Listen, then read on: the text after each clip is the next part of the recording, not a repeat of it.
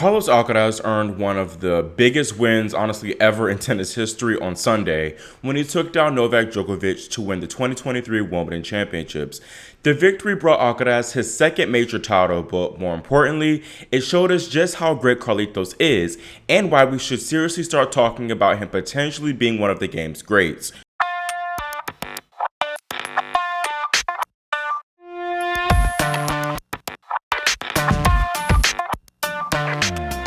Hi, my name is Christian Bassnight, and you're watching Grand Slam Tennis News Today. First, briefly talking about that epic 5-hour women and men's final.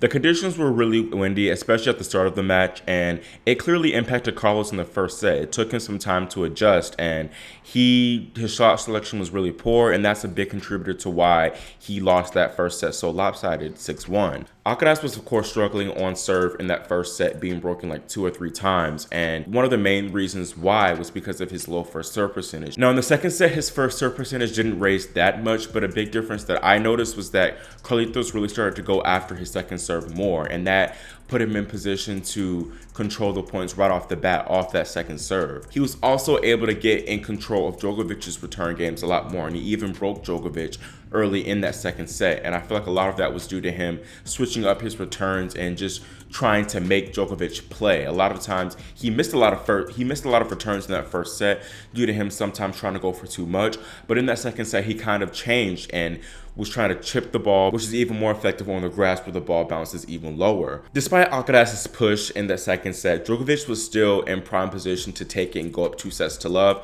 as he was up set point 6-5 in the second set tiebreaker. But at that point, he really showed that he is indeed human as he made 2 uncharacteristic backhand misses. And then on set point, Djokovic served and volleyed on a subpar serve and was passed by Alcaraz. Even though Alcaraz broke Djokovic early on in the third set, I think the big turning point of that set was the 3-1 game, the legendary 3-1 game, where it lasted 27 minutes and both Djokovic and Alcaraz had numerous opportunities to win the game. I feel like Novak was definitely kicking himself after losing that game as he had multiple game points. He was up 40-15 in that game, and then he had multiple game points right after that.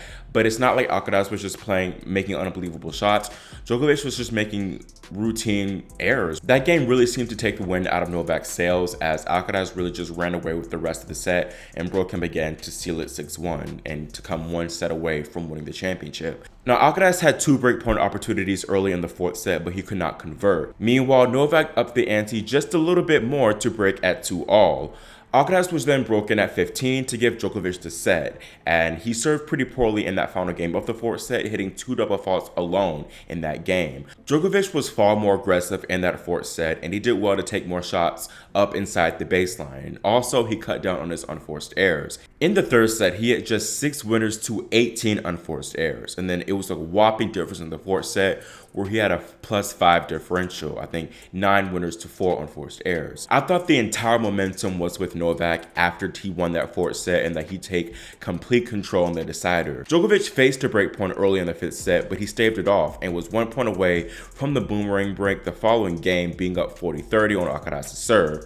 But he netted a sitter swinging volley on breakpoint, which possibly changed the entire course of the match. It was Alcaraz who actually earned the boomerang break, playing some fantastic tennis the following game that saw Novak tumbling all around the grass before Alcaraz hit a passing shot up the line to break. Djokovic was pissed and he smashed his racket up against the wood frame of the net post. Djokovic, though, pretty much cruised on serve from that point forward and didn't get broken for the rest of the match, and he did have a small 15-30 opening at 3-2 in the fifth set, and then of course he had 30-all, I believe, at 5-4, that final 5-4 game with Alcaraz's serve.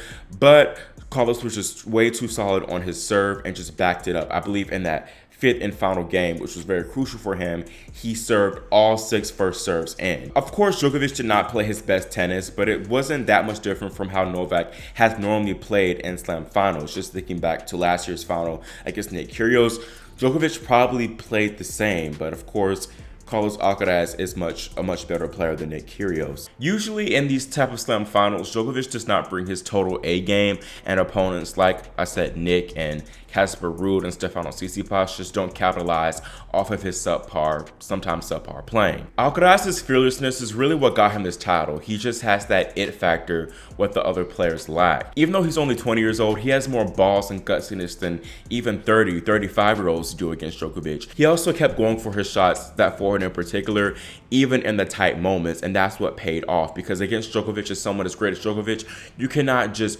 hope for Novak to miss. He's not going to just give you free, easy balls. You have to take the match away from him. He's not going to give it to you. Another interesting thing I found from this match was that Novak actually hit more windows against Sinner, where he played about 2 hours less tennis than against Alcaraz.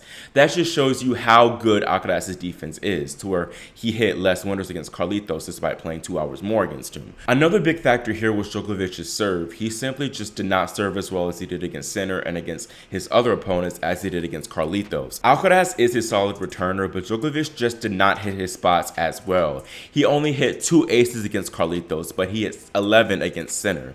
That just tells you everything you need to know. Alcaraz winning this title is an unbelievable achievement for so many reasons, but one of the main things to me is that how it just solidifies the fact that he's here.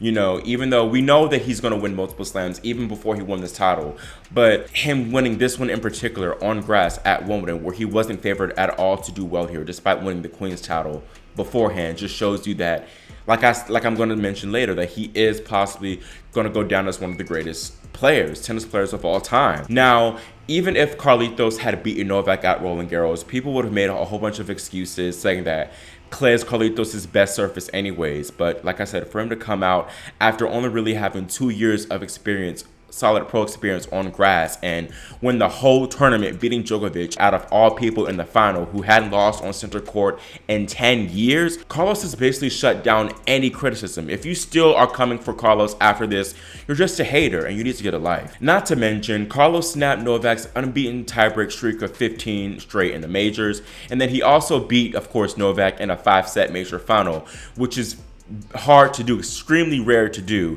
It was the first time that someone's done this since Murray did it at the 2012 US Open final. This title is crucial for Carlitos too, because a lot of people were disrespecting his name and they were downplaying his US Open title because Novak wasn't in the draw, and they were saying it wasn't really legit and that he'd have to beat Novak in a slam in order for him to really win a major. Now he's done it, so what are y'all gonna say now? I really didn't even know that Carlos had the confidence to beat Novak at Wimbledon with the way that he was downplaying his chances against the Serbian and after winning Queens. Even after beating Djokovic here at Wimbledon, he talked about in the press how he wasn't entirely sure that he beat Djokovic and that he even shocked himself, but I guess he just has that inner belief within himself to do it. Even though he might not voice that he has it, he still has it within himself to do the impossible. A lot of people were talking trash about the poor boy after he was cramping badly against Novak at Roland Garros, saying that, you know, he's not built for the moment. His nerves just get the best of him. And then also when I said that Alcaraz could have possibly challenged Novak for the title here at Wimbledon after he won Queens, people called me crazy, and look at him now. I know this is only the start of his career, but this might go down as top 3 career achievements for him. I also want to emphasize the fact that Carlos's win is just outstanding and great for the sport. Being for real, not a lot of people would have cared if Novak won this match. It was then going on for the calendar slam yet again. Djokovic fans can act in denial all they want to, but nobody really outside of them and the die-hard tennis fans would have cared if he was going for that achievement or if he even achieved it, because he just really is not well liked by the masses. Alcaraz was the overwhelming crowd favorite here, and then even aside from the Wimbledon crowd, I'd say about 90% of the world was rooting for Alcaraz, not only because, you know, people aren't too fond of Novak, but everyone loves a good underdog story and everyone loves rooting for the young gun. Alcaraz really is so well liked because everyone I knew that played tennis reposted that winning graphic that Wimbledon posted on their IG feeds, and even players like Coco Gauff, Serena Williams, even a lot of men's players too reposted Alcaraz winning because they just like him and love him that much. They wanted him to win that bad. Even aside from the whole liking or likability aspect of it all, it makes it far more interesting too if someone else wins something big for a change, because I literally could not see anyone else rivaling Novak. I feel like right now Carlos and Novak are a bit on separate levels. My tier of it all is we have Alcaraz and Djokovic on the same level, and then below that we have Medvedev, Rune, Ruud, Tsitsipas, and Rublev. Then below that we have Jannik Sinner, Taylor Fritz, Frances Tiafoe, Karen Khachanov, and then below that right now is Felix Auger-Aliassime, Zverev, Musetti, Hurkacz, etc. Just thinking about, after Djokovic retires, who will be that person to consistently rival Alcaraz? I guess the biggest threat might be Jannik Sinner, but all the Italian is really good for is having exciting matches with Carlitos. He has yet to win a big title and, solidify himself as a really strong top player to win slams himself. Rune is another possibility if he keeps improving, but right now Alcaraz just does nearly everything the best out of all of his contemporaries. I don't think that Medvedev is really a great matchup for him at this point, as he's dominated the Russian in their few previous affairs. And just side note, my stock in Medvedev has gone down, unfortunately. I thought that he was a great grass court player, and he did make the semifinals, but still hard court is where he excels at. Tsitsipas is not a challenge to him at all, as he's unbeaten against the Greek men, and honestly, Stefanos really doesn't have what it takes right now to win a slam mentally or game-wise still. Just thinking aside from those players, not a lot of people in general have beaten Alcaraz. He still has only had 4 losses, I believe, on the year, and almost all of those 4 defeats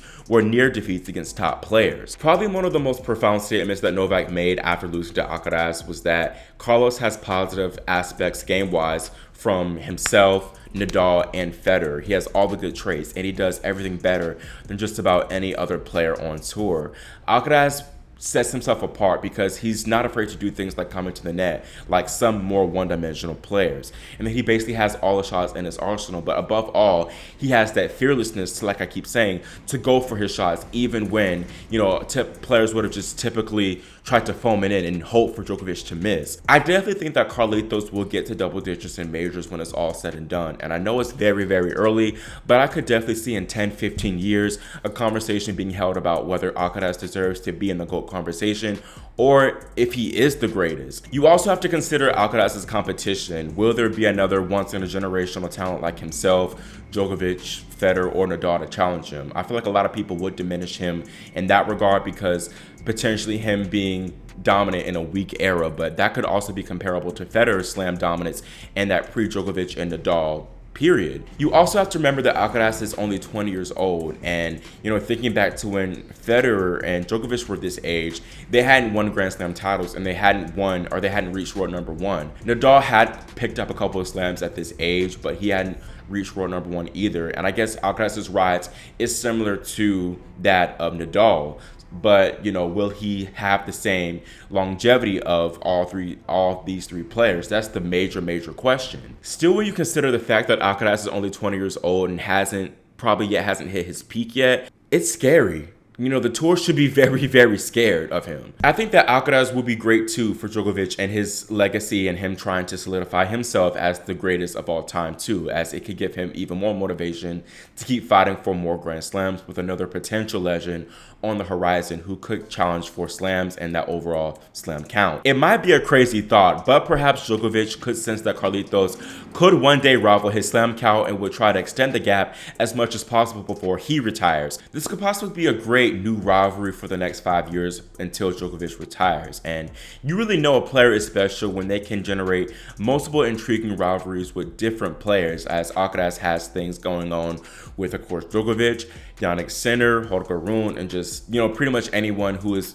as good as he is. Personally, Alcaraz is incredibly inspiring to me that he's able to accomplish this at such a young age, doing things that grown ASS men can't even do. Beat Novak in a major final as well. Generational talents like Alcaraz are instrumental to the sport's growth because their greatness will inspire other people to be just as great as he is. Do you think that Carlos Alcaraz will eventually be considered amongst the game's greats when it's all said and done, or is it still way too early to tell? Leave your thoughts in the comment section below and subscribe and click the notification bell so you're notified whenever I post new content. Thanks for watching, and I'll see you next time here on Grand Slam Tennis News Today.